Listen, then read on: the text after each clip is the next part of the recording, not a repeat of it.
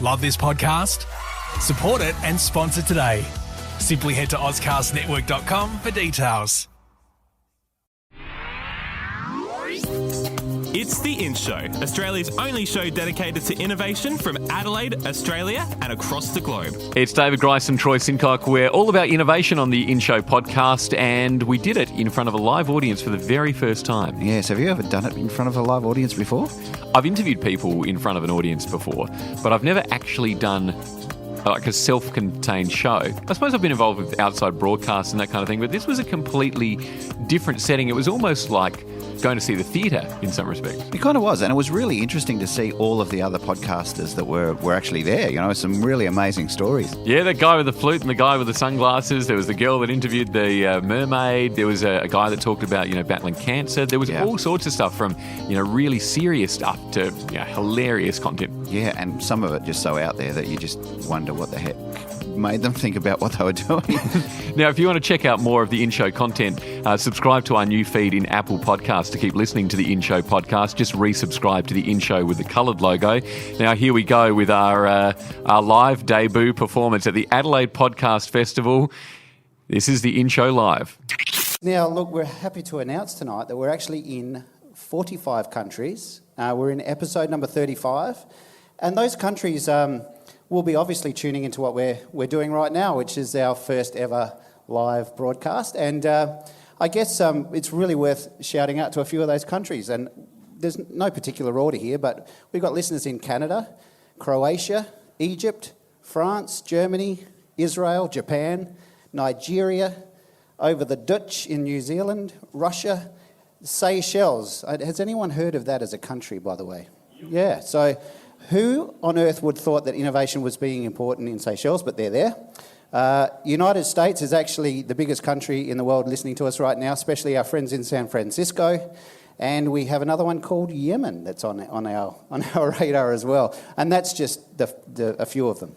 Yeah, it shows that innovation really is a global thing. And what we've discovered when talking to startups and entrepreneurs and innovators, that it's actually not been so much about the technology that they've been part of, but more about the stories and their dedication and their commitment and the sacrifice that it's taken for them to really make a stand for others to help make the world a better place. It's been incredible, some of the stories that we've had come out of the show, David. I mean, when we started this, we started with the idea of building a community around innovation. So we wanted to find people with great ideas and help them find people around the world that would help them make those ideas real.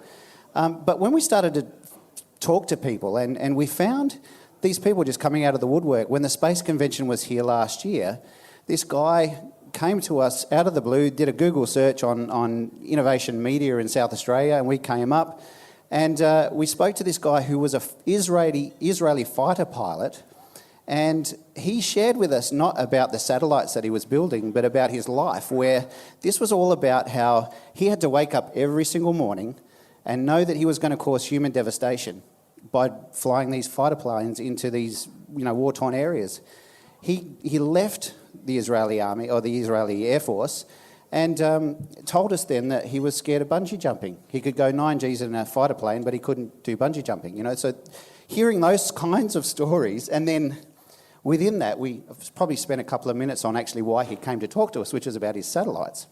And if I remember rightly, he was wasn't he involved with NASA with the space shuttle that crashed and the people on board died? He was involved in that as well. He was on the ground, and he was the guy that actually had to go and talk to the families after the devastation of that. So being able to openly share those stories for us was just absolutely mind-blowing. And another one that comes to mind is late last year we had an aerospace engineer from NASA here, and he was here to talk to the Uni Adelaide's Think Lab. But we found out his story was he grew up in his father's building company, so he became a builder and then decided he really liked landscaping. So then what he did was he thought he'd start a lawn mowing round. Before he knew it, within the first 12 months, he had 35 employees, a $1.3 million business. But what he was passionate about was fixing the lawnmowers because nobody could fix them for him. So then he did an engineering degree, mechanical engineering, and while he was in the university doing those studies, it was a community college, by the way, which is kind of interesting. But then while he was doing that, he actually had the opportunity to work on a project that was sending cancer cells into space. And that happened to be with NASA. And then within 6 months, he was employed by NASA, and he's now an aerospace engineer. It kind of gives everyone hope, going from repairing lawnmowers to working for NASA within a matter of years. Well, I'm a carpenter by trade, so surely there's some hope for me. You've got a big future ahead of you. What about that Japanese teacher that made that robot that looked exactly like him? Yeah, so he cloned himself. He made a robot of himself, put artificial intelligence behind it, and then he's a professor at a university and used the robot to actually give the lectures. And because there's AI behind his robot, someone would ask him the questions, and knowing that it was a robot, and the answers that would come back would be absolutely perfect. They'd be right. And then there's an eye drop guy. This guy who's wearing glasses in the room. I know Troy's, been complaining about eyesight for a long time. But this guy's got an eye drop that restores the youthful elasticity in the eye, which then means that nobody's going to need glasses ever again. So these are the kind of guys that we've been, people that we've been able to get their stories out of. Yeah, it's been a great experience doing this podcast. Obviously, I work in radio, but there's been something about the freedom of this podcast and working outside the format of the radio station that I work for that's just had me see this whole other world and how extraordinary people actually are, how big people are and what they're really up to. What we're discovering that with the advances in technology, it really is kind of the human skills that are coming to the fore, communication, partnerships and ultimately connection. And that's what tonight's guest is all about. With a background in farming, Leanne Isaacson now considers herself a digital farmer. In fact, the sale of her farm settled today. Australia's most connected LinkedIn woman, Leanne is a connection creator. Please welcome Leanne to the show and the Adelaide Podcast Festival. Thank you, Troy. Thank you, David. So, Leanne, we've had a lot of fun talking about your stories. So you've gone from a farm. We had a couple of emus as pets roving around in your backyard. Yeah, I did actually, yeah. But now you're connecting with people globally. How the hell did that happen? I don't really know. I don't know actually. I've always been a connector and a networker and a relationship builder. So it's just something that comes naturally. And I went on to LinkedIn, 2007, in October 2007, so 10 years ago, and I just sort of fiddled around with it for a while and sort of started building my network in 2012. I learned a bit more about it, and yeah, it's just been something that's just been a gradual thing. So I actually added up today, I've got 31,402 connections. Holy moly. Now tell me about your ideas around connection, because some people think, particularly when they're in business and that kind of thing, they go out and they go to all these networking functions. You kind of see networking and connection as different, right? Yeah, I do. I suppose networking, they're certainly connected, but for me, connections is actually building relationships with people. And I know that, especially with my LinkedIn network, a lot of people have said to me, well, you can't possibly know that many people. And look, no, I don't, absolutely. But for me, it's like a virtual handshake. Like I don't walk into a room and not shake hands with someone just because you don't know them. But it's actually then about, building a connection and a relationship and finding the things that press their buttons and, commonalities and, that's how you find out stories and that's how you find skills and knowledge and, how you can learn. I think a lot of people will ask, what the heck do you do with all of this? Is this something that is just, it's there for fun, or are you doing something with that? Generally what I have, for a long time I actually didn't tell anyone that I had so many connections because, for a couple of reasons. I was a bit scared that I would have 30,000 people messaging me every day. So potentially that could happen.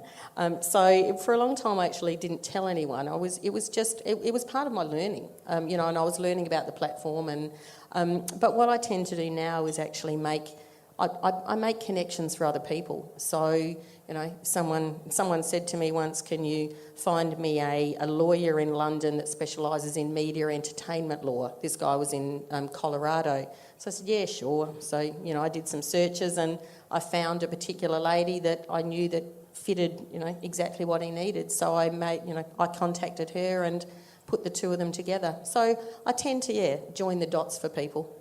And what is at the source of you wanting to connect people?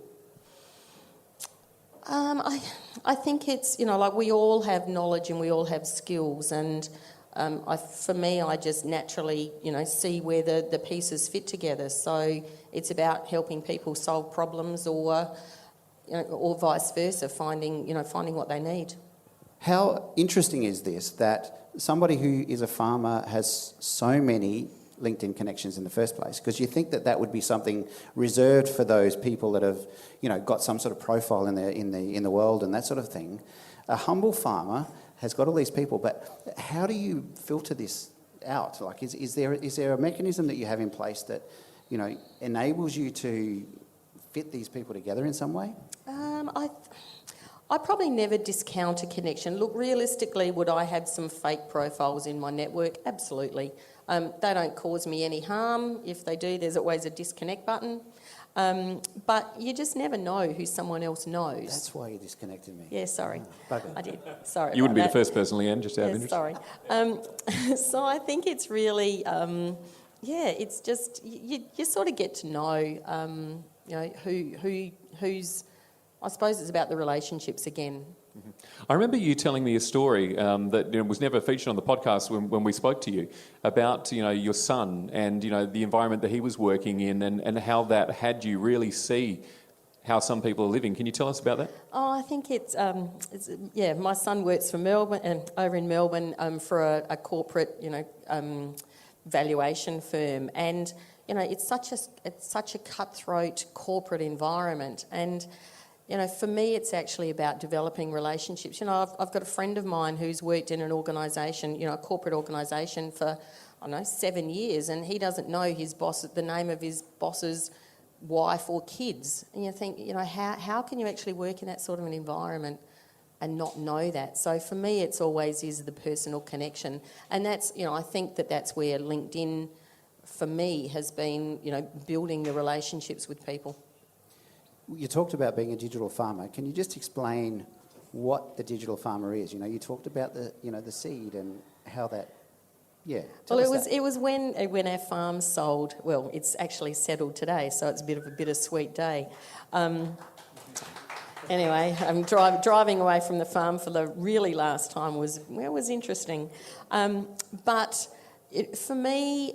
You build relationships. It's like planting a seed. You plant it in the ground, and if you nurture it, you give it water, you give it sunlight, that it's going to grow. But some seeds grow faster than others, and sometimes something might come bear fruit within 6 months. Some might take 10 years. But you just never know. And so a lot of the digital farming stuff is just.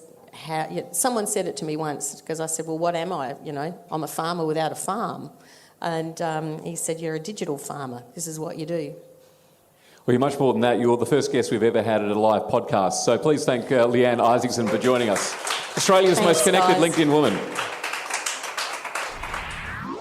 Well, that was the in-show live at the Adelaide Podcast Festival. David, how was that experience for you? Oh, look, I had an absolute ball and fought back my nerves pretty well, I thought. And in the end, it was really good to be able to actually look at some attractive people for once.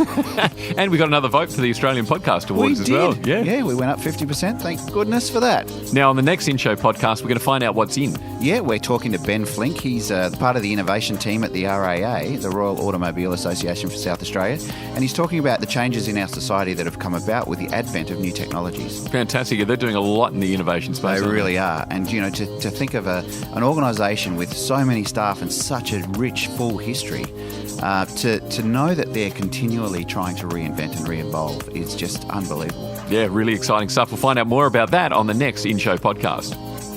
The In-Show Interview. Subscribe to the In-Show podcast on iTunes. A Dave and the Beanstalk production.